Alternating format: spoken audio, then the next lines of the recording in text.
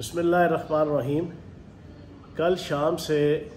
Parade ground کا جلسے کی کامیابی کے بعد عمران خان صاحب کے خلاف ایک نیا پروپیگنڈا خاتون اول کی ایک ویڈیو لیک کر کے، جس میں وہ پرائیویٹلی پارٹی کے ایک عہدیدار سے گفتگو کر رہی ہیں، اس کو اس طرح لیک کیا گیا جیسے کوئی انڈیا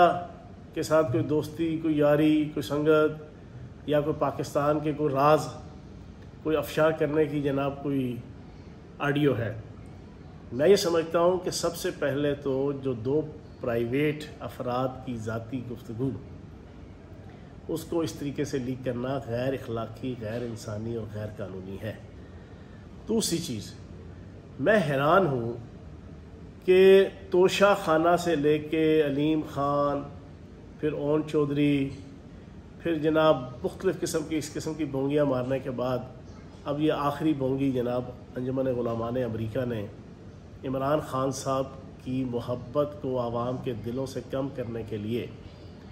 یہ آڈیو لیک کر کے، اس آڈیو لیک کا اگر تجزیہ کر لیں، چلو مان لیا کہ یہ ٹھیک ہے، ابھی تو اس کے اوپر بھی ایک جناب سوالیہ نشان ہے کہ یہ ٹھیک ہے، ایگزیکٹ ہے کہ فیک ہے، یا کوئی سائنس اور ٹیکنالوجی یوز کر کے کوئی جناب اس کو بنایا گیا ہے۔ لیکن چلو اگر آپ ٹھیک بھی تسلیم کر لو تو خاتون اول نے کیا غلط کہا کہ وہ لٹے، وہ M N A M P A جنہیں پتا تھا کہ امریکہ نے پرائم منسٹر صاحب کے خلاف سازش کی، عمران خان صاحب کے خلاف، اس وجہ سے کہ وہ ناموس رسالت کے دعوے دار تھے، وہ ناموس پاکستان کے دعوے دار تھے، وہ پاکستان کی اکانومی کو ترقی دینے کے حوالے سے ناموس عوام کے دعوے دار تھے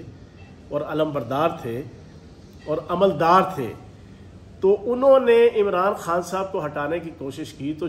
جو M N A M P A اس سازش کے اندر شامل ہوا، غیر آئینی، غیر اخلاقی، غیر قانونی طور پہ 63A آرٹیکل کو توڑتے ہوئے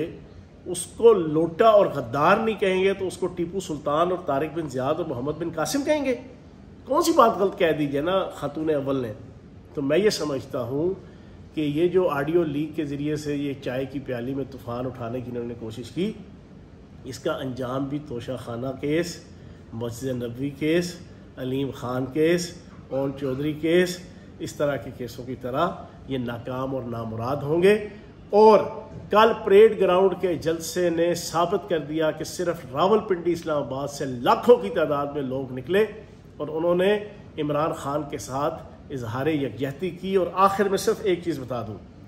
لوگ کہتے ہیں یار یہ صرف جلسہ کر کے عمران خان نے کیا حاصل کر لیا؟ عقل کے اندھوں کو میں صرف ایک بات بتاؤں گا کہ عمران خان نے اتنی خوبصورت گیم کھیلی ہے کل پریڈ گراؤنڈ میں صرف پنڈی اسلام آباد کی سطح پہ لاکھوں لوگ اکٹھے کر کے خان نے پاکستان کے تمام لوگوں کو یہ میسج دیا ہے کہ 25 مئی کو اگر تم نہ روکتے، پورا پاکستان سیل نہ کرتے، سارے صوبے سیل نہ کرتے، سارے شہر، ضلع، قصبے، گاؤں سیل نہ کرتے، موٹر وے اور جی ٹی روڈ سیل نہ کرتے، 2 بندے شہید نہ کرتے، سینکڑوں زخمی نہ کرتے، ہزاروں گرفتار نہ کرتے، اور دھونس اور دبش اور ظلم اور جبر اور استبدال کا بازار گرم نہ کرتے، تو تمہاری سوچ سے باہر تھا کہ 25 تاریخ کو یہاں پر لاکھوں کی تعداد میں لوگوں نے موجود ہونا تھا، جس کی عملی مثال کل صرف پنڈی اسلام آباد کی سطح پہ عمران خان صاحب نے دی ہے۔ اصل کل کے جلسے کا نقطہ اور پیچھے تھیم عمران خان صاحب کی صرف یہ میسج دینا تھا کہ غلط فہمی سے نکل آؤ کہ عمران خان کے ساتھ عوام کھڑی ہونے کو تیار نہیں ہے، اور 25 مئی کو عوام آنے کو تیار نہیں تھی۔ بڑی خوبصورتی کے ساتھ عمران خان نے میسج دیا ہے۔ اور آخر میں